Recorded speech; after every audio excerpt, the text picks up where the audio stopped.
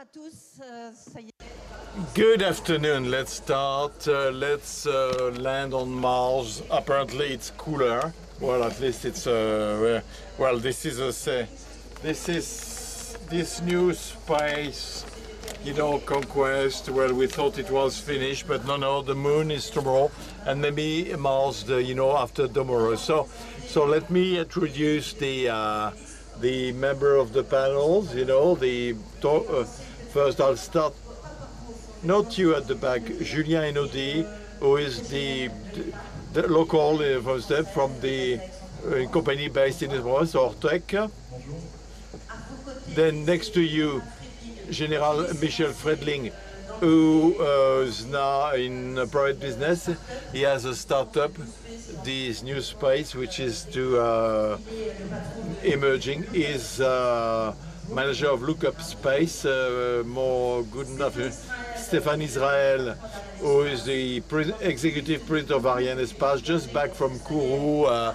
Ariane 5 took off despite the rain, so 117th launch, yes.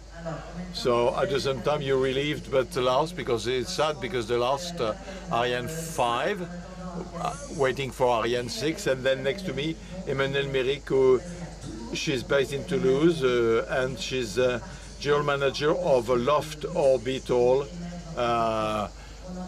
We'll say a few words, and you, the manager of Loft Orbital. Loft Orbital, what is it, by the way? Well, it is a space infrastructure company. The project is to give our clients access, simple access, rapid to, and competitive to their useful payload, be it virtual or real, or we do offer services. Gerald Fielding, Lookup Space, what is it? Lookup Space is a simple ambition. We want to be one of the world leaders soon of security and sustainability of space activity in orbit, orbital space activity. To be brief, we'll discuss it again. Basically, to respond to a major change, the almost exponential growth of space traffic and multiplication of players, and therefore we're going head on into a disaster. So if we don't follow all those aspects in real time, anti-collision services will fall 10 years back when there was no space services. We do space surveillance, and Emmanuel, you're the sort of the Uber of space. Yeah, we can say that. Kept the best for the end, the one who will introduce the session, François-Xavier Priolo. Well, he's the mayor of Louviers. He spent 4 nights, of course, with everything that happened, the riots, and you were quite shocked. You didn't sleep for 4 nights, but you're still here. So thank you very much for being here. Tell us why the space conquest. Thank you. So why do we dream so much about space? Well, it's great to get a bit higher in the current context. Well, my task is to set the frame of the discussion. So Mars, is it for tomorrow? You'll have the answer in 51 minutes. Well, you need to ask 3 questions. What is at stake today going to Mars? Who are the runners up? Tomorrow, when? And what does it mean? And is it reasonable? Is it necessary? What for? So who's running there? Well, there are some Cold War taste at the beginning of first or 21st century. And we know space conquest was a geopolitical problem, and we saw that with the moon in 20th century, and now we find the same context. But this time we talk about Mars, with possibly one slight difference between and the change of 20th and 21st century. There are the emergence of private players. There's no longer the monopoly of the main powers or superpower, and now we see sort of democratization of access to space with political and geopolitical stakes, but also political ones with applications and innovation which beyond Mars could be found on Earth. Now, when you say, is it for tomorrow? For a long time, we said Mars 2030. Mars, we've been going there for a long time, but they're robots, you know, rovers, probes. We can learn about our origins, but the topic is that human beings on Mars. Well, 2030 seems to be not even tomorrow, seems to be tonight. And we know that it takes 6 months to go to Mars, so that leaves us only 5 years and a half. So it's not so much the topic. There is not so much Mars for tomorrow, but Mars is reachable. What was not reachable could be reachable. So this could change things to envisage the new stage in the conquest. But now, what for? Well, first we know that life is impossible on Mars. Of course, it is less hot than in Aix-en-Provence, but it's much too cold to remain there. Mars makes it possible to go back to the Moon. The Moon would be a step to go to Mars, but now the interest of going to Mars is purely human conquest, the fact that to go beyond borders, and therefore we would be explorers, or could we say, well, it's a form of mirage.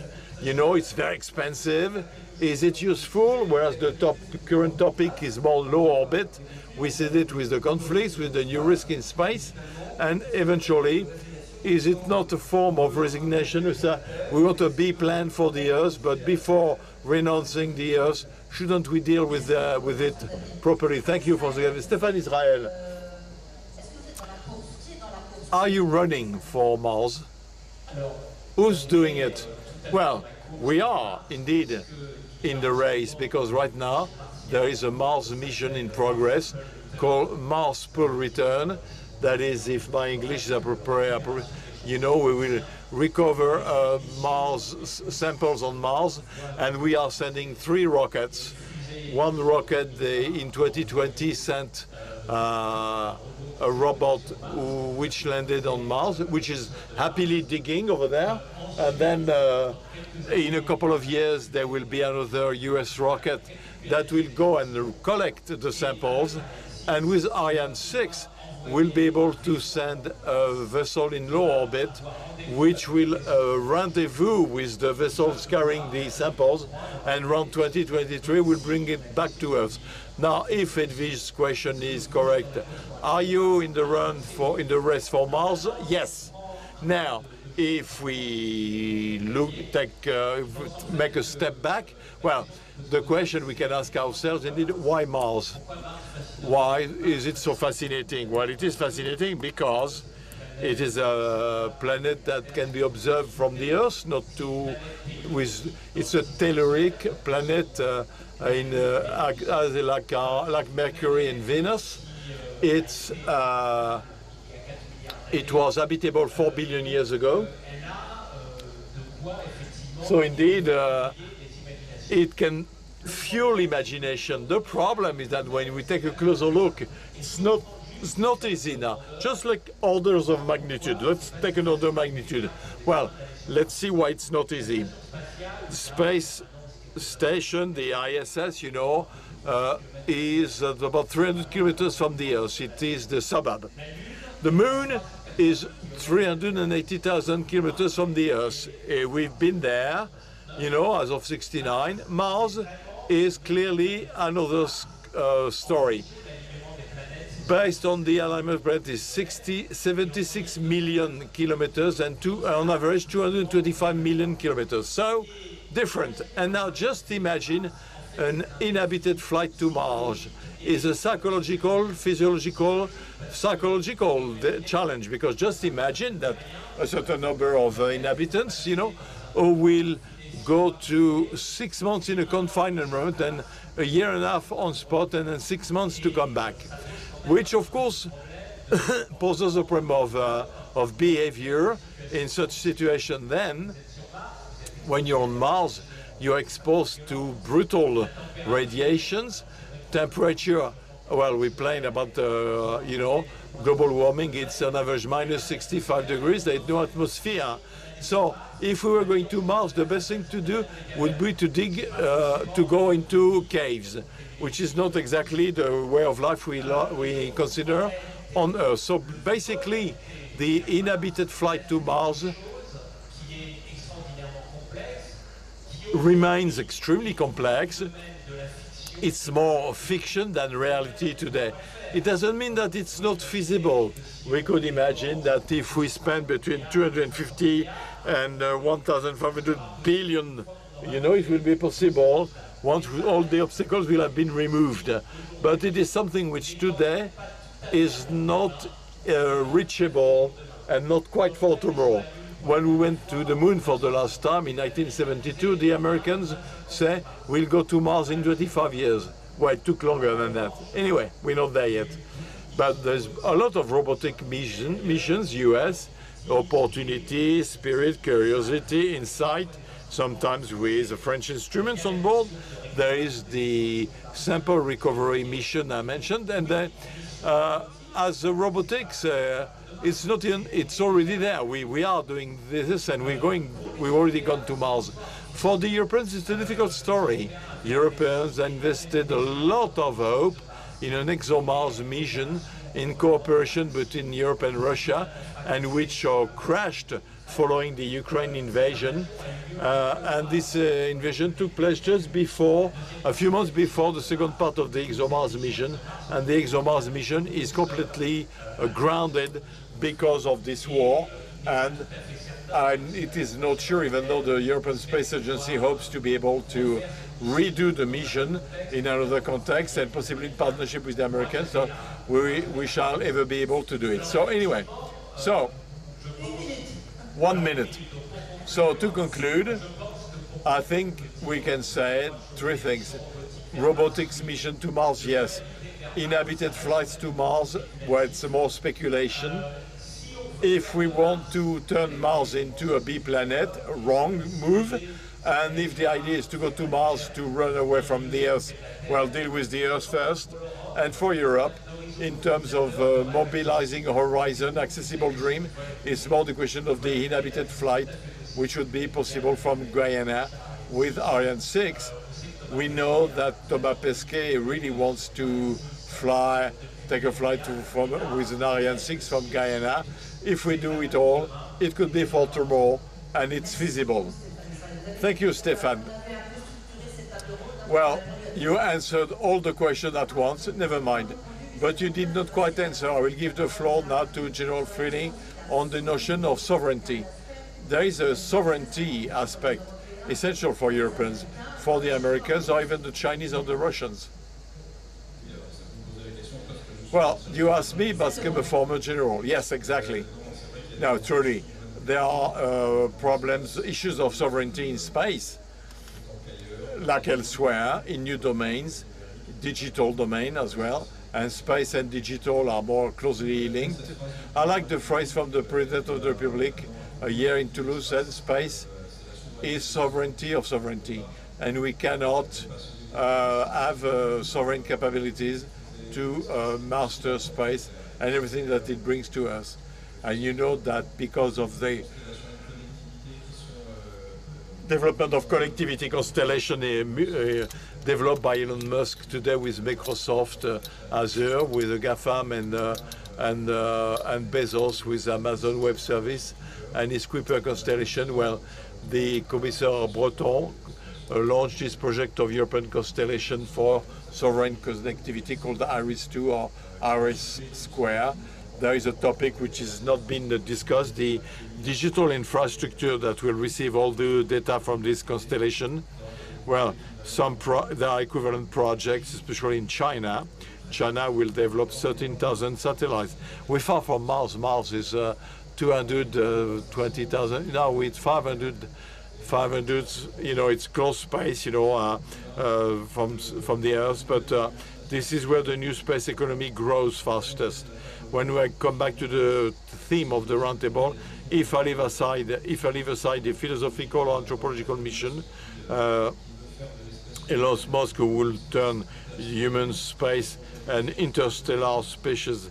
He wants to colonize Mars. Bezos is to create, you saw Interstellar, to create some kind of large cities orbiting around the Earth. All this is rather complicated to do, mostly very costly, and I agree with Stéphane Israël that will be cheaper to preserve the Earth than to make Mars inhabitable. But anyway, the question it raises is that the objective is to see what it calls in terms of technology development and research, and we are in near space and the moon. Even the moon is only 3 days from the Earth, so the space applications today that provide space capabilities to our daily life more and more, you know, are innumerable, and we've seen for the last 20 years a strong disruption of the entire space ecosystem, because apparently, as you said, it was mainly institutional players who were in space. Now they're private players who take over. So it comes from a revolution made by NASA 20 years ago, which wanted to give to the private sector innovation and to go from do to make do. This is taking place in France and in Europe, and therefore players like Left Orbital or myself, we fit within this logic, which is supported by France 2030. So we've just finished fundraising in seeding for space tech, second in Europe, and we all have the support from France 2030. We are fully in this logic to support activities or sovereign capabilities, national and European.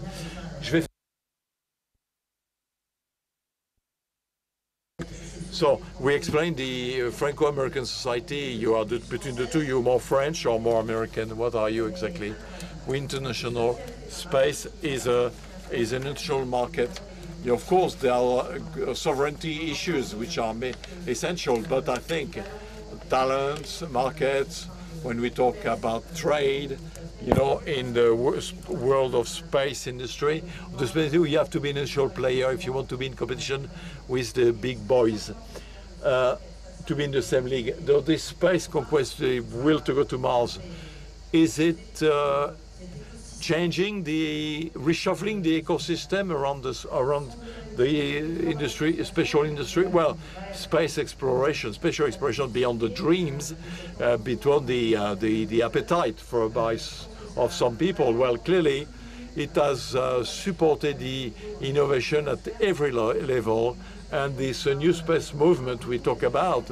What is it? Well, it is the advent of new ways of acting, which somewhat transform the conventional space industry with new technologies, which is facilitated by access to space, the cost of which have been significantly reduced with private capitals, which finance all this, and therefore this access to orbit space, well, they are orbital, you know, the case of usage you use every day, you know, connectivity, Earth observation from space, you know, which is key, GPS system, you know, global information systems, geographical systems, sorry.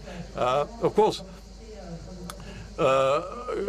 opportunities for private companies, for startups like ours, well, are huge, with the idea of to be in harmony with the space heritage and this the history, you know, the historics of Europe and the US in space, you know, to enrich and to be leaders in space. Is there a different approach, American or French or European? No, we're not.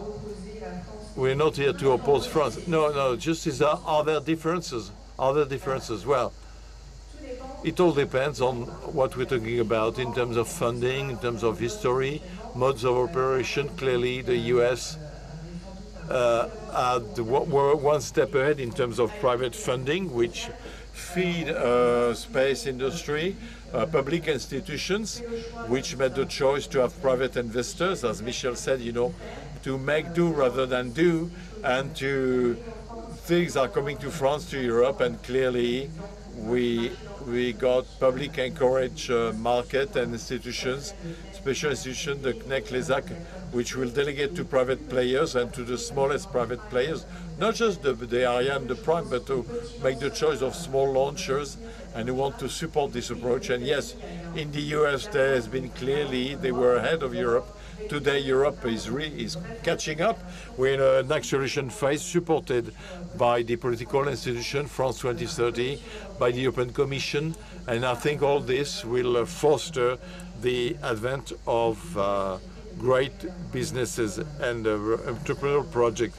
It's interesting to see the number of startups where all the companies that develop. Julien Einaudi from Ortec, initially you were not much in space industry, but slowly it will become. Can you tell us why? What do you do? And what attracts you in space? Some of you were looking at the taking off of Ariane 5, and again, congratulations. Where we were looking at the departure of satellite Euclid.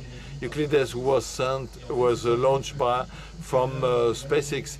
The wiring engineering was done by Ortec teams based in Romania. So it is a domain which today is a modest domain for our applications, for activities, but yet which is gaining importance. We're probably the only player at the round table who is not specialized only in space, because Ortec is a family regional business. We 12 kilometers from Aix, but we are in 25 countries, 14,000 employees working with us every day to support our clients in engineering, construction, and maintenance of their applications. And space for us is something, in terms of technology and technique, is very demanding, driving. And this topic of this roundtable is really, questioning us, because we all always looking at what goes on Earth. When we talk about Mars and space, well, mechanically speaking, everybody can look up and ask questions which were discussed early on. Sovereignty, access, technology, dream as well. The dream of a few entrepreneurs, no matter how good they are. Is it something, should it be the dream of mankind? Those are strong questions that we ask ourselves. It should be the dream of mankind. Emmanuel Méric, the dream of mankind or not, to go to Mars? No. Stéphane Israel. We'll come back to it, but simply to do a little test. Fiction is great because it fuels your imagination, very powerfully. Should it become a reality, I'm more skeptical. But is it a dream of mankind? This is what, is it a dream? Is it the dream of mankind? If it is a dream, yes, no problem. No, I think it's a fantasy, because it remains a fantasy in the literature, in the cinema. It's Mars, but I think what mankind should dream about is to be able to see the Earth from space. The first man who did the extra vehicle in space was a Russian. Russian won all the first steps of competition in the 50s with the US. First satellite, first man in space, first extravehicular, first woman in space. Americans reacted first on the moon, then they won. But so this first man who did the first extravehicular travel on space, which was very, very dangerous. He almost never got back into the satellite, and he says, seen from the top, this planet is beautiful. And I think this is what should be the dream of all. This planet should remain beautiful. Julien Einaudi, yes, no, dream should be a dream for humanity, for mankind. Is it not? I share the fact that it gives a new inspiration, but now an end purpose in itself, I'm not sure. Salvador Xavier, the dream is to go always further. So if we go to Mars, we'll dream to go even further. Yeah, are you dreaming about Mars, you, the audience? Should we go, not go?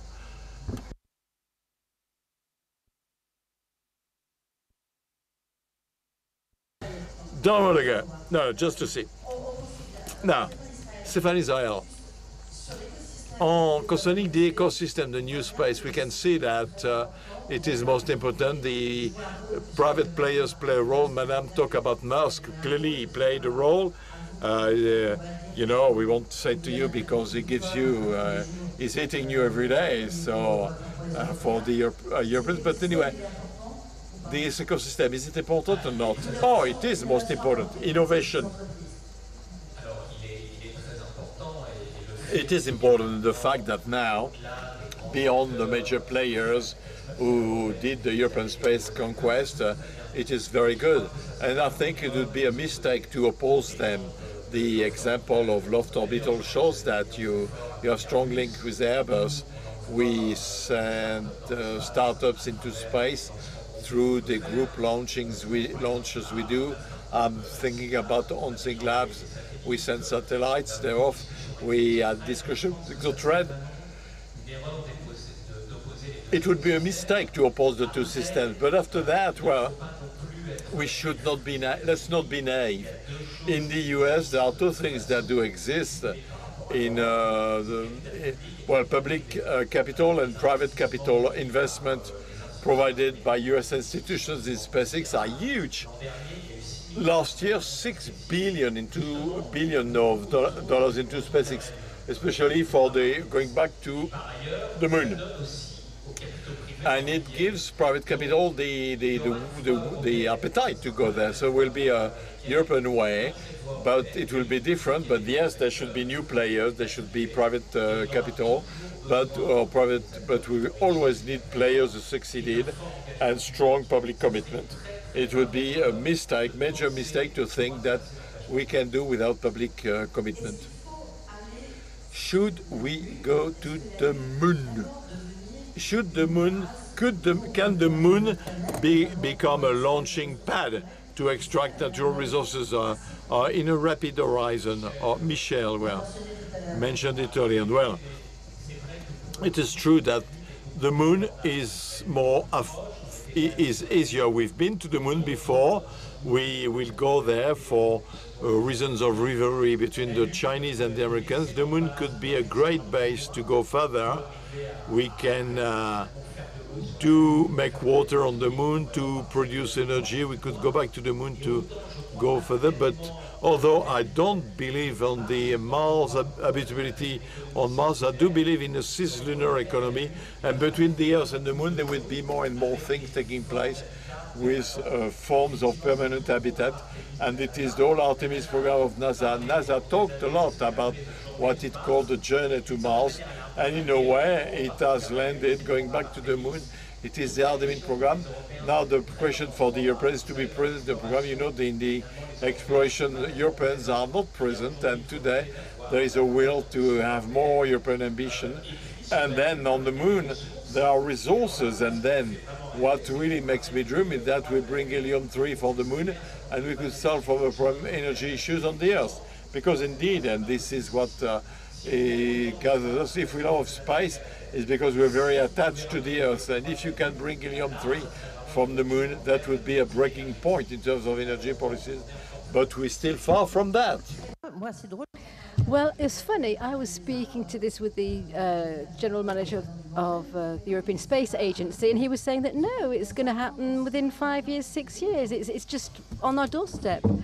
Well, the fact of going back to the moon is underway, of course. We've got the American rocket, which is huge, and it's already had a first launch. There's going to be a second launch, which will give an inhabited journey around the moon. Then there's going to be a third launch to go to the moon.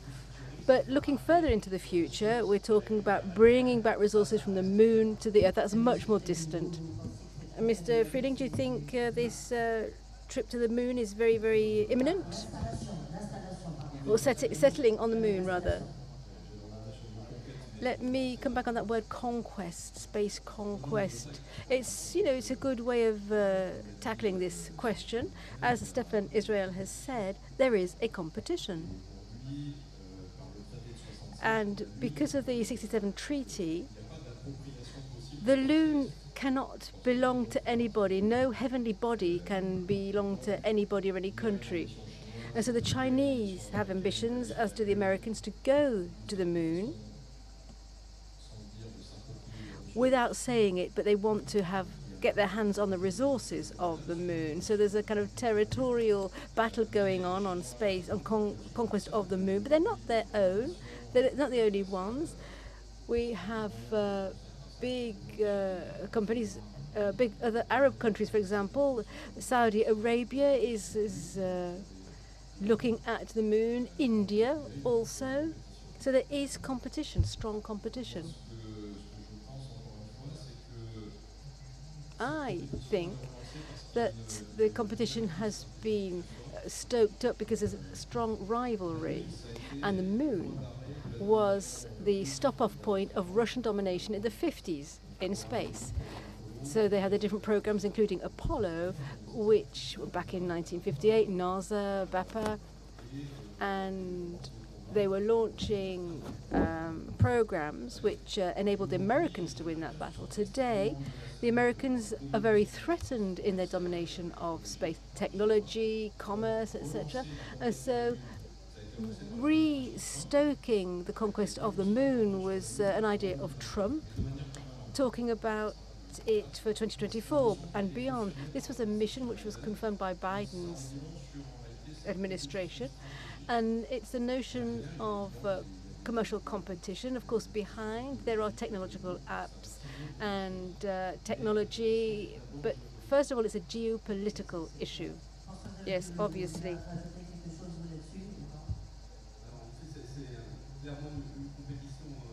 So, François-Xavier Piolot, do you want to add anything to that? Well, yes, everybody has to participate in the competition, whether you want to go to Mars or the Moon or not. You just cannot afford not to be part of the competition. So you cannot just stand by and watch. Julien Enodi? Well, I think the theme of this roundtable is what is Europe's ambition for space in general? Will we have any space missions? When you look at France, with all of the things at stake in terms of energy, these day-to-day challenges that we face here, there are 37,000 engineers graduating every year. In China, there's 1.3 million. The States, about half the number of in China. So we lack technical skills to carry out those projects to the moon or to Mars. It really is important to take stock of that. We can't be ambitious if we don't have the resources. The main resource is human beings, these young students, particularly young girls. In middle school, we need to channel them into scientific subjects, because we need to have people who can lead these projects, and as a service business, that's our mission. We need to help these projects to come to fruition. Our main difficulty is to identify the individuals, find people.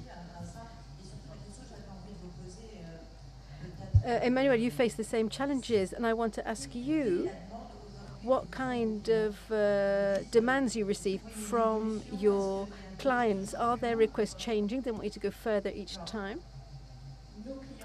Our clients, no, they don't always want to go further. They just want things to be ever easier. That means that when you send an infrared camera or an optical sensor or a hyperspectral probe into space, well, in the past, in the space industry, you would design, you'd have the engineering, you'd think about how you're going to launch it, you'd carefully pick your diversified teams. But today, what we do is, let's say, we take care of everything from A to Z, of design to launch, putting it into orbit and everything, and we give you the tools so that you can focus on the data that will be generated by your payload. So we are in a market of data generated by these satellites. Is observing the Earth, satellite navigation, all of this data which is generated by these constellations of satellites, 10, 20, 200, 500 satellites, you can pick as many as you want. So I think today my clients want to have access to space which is faster and cheaper. So, Stéphane, Israel, you've got the mic, so I'm going to ask you first. Going to Mars is all well and good, but we've already destroyed our own planet. Are we going to start destroying the rest of space? We've got satellites dodging all over the place. Are we not going to destroy the moon and then destroy other planets? A planet called Mars, for example. Is there not... that must take up a lot of energy to go into space, to Mars or to the moon. I think the challenge of the environmental point of view really is to protect and make sustainable these low orbits. We talk about 1,000, 1,500 kilometer orbits. These orbits are the place where most satellites are deployed. Before, satellites were in geostationary at 36,000 kilometers from the Earth, but now there are thousands of satellites in low orbit, and so there's that question of the sustainability of these orbits, to make sure that there are no crashes between satellites, and then the problem with debris. And there's also going to be a whole economy for protecting this low orbit. We're going to send a Swiss startup which is going to go up to orbit to pick up all of the debris, to clear the way. So that's a responsibility of our generation and the entire space ecosystem. Not to export more things to the low orbit that we haven't done properly on Earth. I think polluting Mars is not a problem today. I think we have to make sure that in the future, if we want to exploit that orbit, it will be important, because the low orbit will make us better connected and we can observe better. Before, satellites had kind of crude resolution, but today a satellite can observe at a scale of centimeters. In the past, we didn't use satellites for, or rather, we didn't use satellites for internet connections, but now we are. And so Michel Friedling has mentioned the need to render this orbit very secure, and we're all responsible for that. Well, could you have a launcher that would work with an e-fuel, hydrogen, for example? Well, the question of pollution generated by launchers, well, is kind of a drop in the ocean, if you like. It's said that an Ariane flight would emit the same amount as an Airbus crossing the Atlantic. So it's not that big. I don't think that the pollution generated by our activities are the real trouble. That does not mean that we're not addressing this question. And we do want to be cleaner, and we are going to have propelling forces which are going to be cleaner. We're going to be abandoning these powder propulsions. But we have to protect the planet thanks to satellite services. So for the time being, the environmental footprint is positive, but we're all talking about how it's like the far west out there in the low orbit, and our rivals will be sending lots of satellites up there. I think we do know that Starlink is begging a lot of questions about sustainable space. Michel, yeah, I really do want to make sure that everybody understands what has just been said. So how the increasing importance of what space gives to us.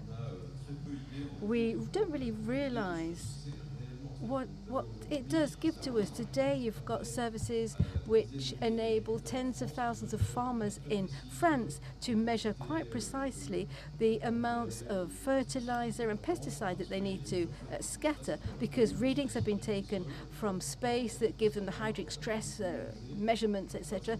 So they can calculate how much they need, and they can minimize the use of water. They don't waste water. And remote education, remote healthcare example. In India, for example, a very, very vast country, you've got applications which can survey big infrastructures in real time. We do economic intelligence, economic analysis. and we can help investors to make the right investments in terms of the available stocks of oil. There are tens of examples like this. So that's the first point. The second point is that, as we've already said, these space infrastructures are only there to produce data. And in the space economy today, the upstream part, the construction of these infrastructures and the launch of these infrastructures is the smallest drop in that ocean. I think 80% of the economy generated by space happens once the information is back down on the Earth. So there are some platforms being sold as a service, and so the client wants to put a probe up there, capture the data, and doesn't want to be the operator of the space equipment. And the third effect, and that's a congestion of space. Everybody's launching satellites into space. You've got about 2,000 you had 2,000 active satellites in space 4 years ago. It's been doubled. Now it's up to 8,000 today, and it will be multiplied by 4 in the next 5 to 10 years with Starlink and Deristu, GW, the Chinese Constellation, and many, many others. And so that does cause a problem of space congestion. And the debris, of course. There are 40,000 pieces of debris measuring about 10 centimeters, which is a result of human activity or events such as missiles being fired or collisions. So you've got all of those pieces of debris. A debris of 1 centimeter, if you fire it at 28,000 kilometers an hour, it's got the same kinetic energy as a car launched at about 150 kilometers an hour. So the challenge, and this is our job, is to detect all of these items and ward off all of these collisions, which were staged in a great film called Gravity. You see George Clooney and Sandra Bullock, who are facing this problem of debris. So, Emmanuel, does that make you fantasize or dream? No, it's just George Clooney you were thinking of there. Yes, but who wants to react to what Mr. Friedling has just said? You mean about collisions? Well, yes, it's a huge problem that we all have to manage, the end of life of our satellites and propulsion into orbit. How do we maneuver in space? How do we avoid debris? Yes, that's at the very heart of our growth. But Stéphane, Israel has said that we have brought a satellite out of orbit. So what do you do with it once it's out of orbit? Well, we go and collect it, or we bring it down and it explodes once it exits its orbit. It's essential to know that here in France there is a law on space operations which is very, very demanding. We, for example, because of this law, thanks to this law, we also have to, for Ariane 6, we have to bring the upper stage of the rocket out of orbit. That wasn't the case for Ariane 5. So France is at the cutting edge in matters of protecting space, thanks to this law on space operations. And it's true that in the United States, they're less worried about that. And so there's going to be a big challenge there between Europe and the States in terms of space regulation. Madame Merrick, do you want to come back on that? No, I think France is a leader in this field. That's great. The States are starting to regulate, but it is strategic. Julian Enodi. Yeah, I do not believe that the battle to protect Earth is lost yet. I believe that if we take that as a stance, then we have to address different questions when we look at Mars. On the other hand, on the contrary, I think we need to roll up our sleeves. And I think education in maths and technology for the youngest people is really important for the ecology and for Mars. And then there's that question of desirability, the desirability of space. What are we going to do there? What technologies will we need? And what will the conquest of Mars bring? Michel and Stefan have given a few concrete examples so that we better can understand and steer certain machines to be more efficient on Earth. But the conquest of Mars begs amazing questions in terms of technology. And I think that players, we've got two of them around this table, new space but also the traditional space players. I think they will find solutions and will make sure that technical innovations and the different discoveries will help to protect planet Earth. At least that's what I'm hoping for. Are there any questions in the room? I'm not sure that the tablet's working. Oh yes, there's a question there. Perhaps you can take a microphone to that lady. She's in green or blue.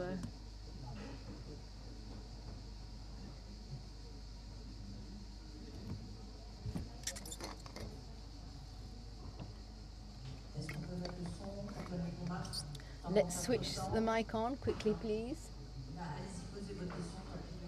Well, we'll see if we can hear you even without the mic.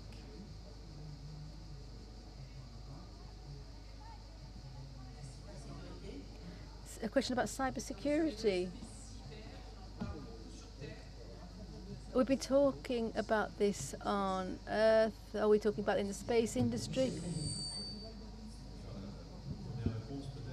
So first answer, yes, this is a real topic of discussion. We had a demonstration earlier on. In my previous job, I participated in the space review by the French army, and it was a threat which we identified because it was the easiest one to implement by non-state players. So we had an amazing demonstration by a state on the first day of the invasion of the Ukraine, because the first military act happened in space. It was a cyber attack which neutralized a satellite of the company Viasat, which had taken into orbit a satellite for communications in Ukraine, so it neutralized Ukrainian communication. But there was fallout also because clients in France were also impacted, and it disconnected thousands of wind turbines in Germany. So yes, it is a threat, and it has given rise to alerts by the American authorities and taking into account this problem in a very serious way. Earlier on, when I was talking about those questions of sovereignty, it is very, very important through space and satellites so that we can monitor what our neighbours are doing, to put it bluntly. So this challenge, is this going to steer political or geopolitical issues? Well, I think that what we refer to as military space is an important chapter in the next military programming law. The Minister of Defense here in France had caught a Russian satellite that was spying on our satellites and trying to get data out of it. France is going to send a satellite with Ariane, it's called Yoda, and it will go and do some looking around up there in space. I'd just like to add a couple of words on the fact that space conquest is a driver of technology. Once the Apollo program ended at the end of the 70s in the States, that enabled the Americans to release loads of IT specialists, and then they went on to interview internet. There was a direct link between the supercalculators which they got for Apollo and the advance which they made in internet. So yes, space technology does drive many, many more fields. Mr. Friedling. Yeah, let's understand that space is a global phenomenon. You go around the Earth in 1.5 hours.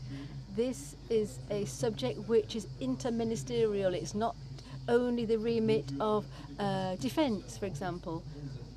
When any satellite goes up into space, it's got civil applications, also military applications. There are tens of private businesses who provide intelligence information to the Ukrainian forces. You can remember, you could see that 64 kilometers of Russian tanks in Ukraine. That photo was taken by a private operator who sells images to the Ukrainian government, and the Russians warned that you may be a private operator, but we're going to tackle you because you are providing military information to our opponents. So you are, in our eyes, a belligerent.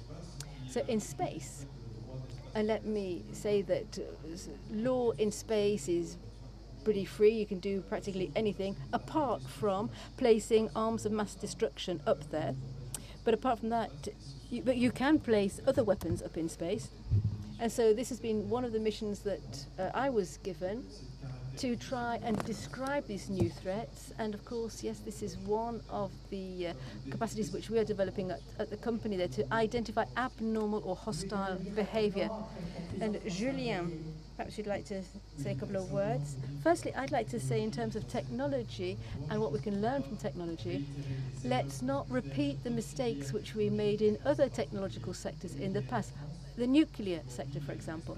In Europe, the nuclear industry is encountering difficulties, but let's not abandon it. I think we need to get together and find a European direction for it. But to suddenly stop nuclear energy all of a sudden, well, we've seen the difficulties that can cause if you try to stoke your nuclear industry up again. So let's not fall into that trap again. A couple of minutes of conclusion, François Xavier, because we haven't yet mentioned China. We've talked about the States, we've talked about the United States, the Europe. What about the Chinese? Are they also wanting to conquer space? And if they are, how far along are they? Well, here again, because of my previous job, this was a subject which the Minister of the Armies was concerned with, and we talked with the Americans about this a lot. China is a concern for the States today. From a technological and economic standpoint, they are very, very dynamic. They cover all, they can launch, they can have flights. They are currently seeing a private sector emerge. There are about 10 or so companies which have raised tens of millions of dollars, and they support the state capacity. It used to be a very rigid structure, but now you can see the same thing happening in China as what happened in the United States. Thank you very much. Just a word to wrap this up. Summing up what you've heard, I'm going to try and summarize and try to be very loyal to what I've heard. I heard three questions. There's philosophy, there's sovereignty, and there's usages. The question of philosophy is Mars for tomorrow. Well, that's not really the subject on the table. The subject is, yes, there is a fantasy, it's a bit of a dream. Both of those words were used. It's inaccessible. And so the real topic is, given Mars as an objective, so we will be driving upwards space conquest, and we need that, and we need to train engineers as well, so that we can have things which are useful for the Earth. Then there's a question of sovereignty, of course. But above and beyond that, Mars may seem to be way, way far away, but it's a race against time, because the subject is who is going to be the first. And we cannot be absent, even if we aren't convinced that it's a worthwhile objective. We can't stand by and watch. And then there's a question of the domestication of space. And there's a continuum between Earth and space. We talked about the low orbits, and today the question is usage, security. How do we regulate? There are lots of legal issues there, all kinds of new questions bubbling up, which are questions of our day-to-day life. It seems as if it's very, very distant, but no, it's closer and closer. Philosophy, sovereignty, usage. Those are the 3 points which I'm taking home from this discussion. Thank you very much, everybody. Thank you, ladies and gentlemen.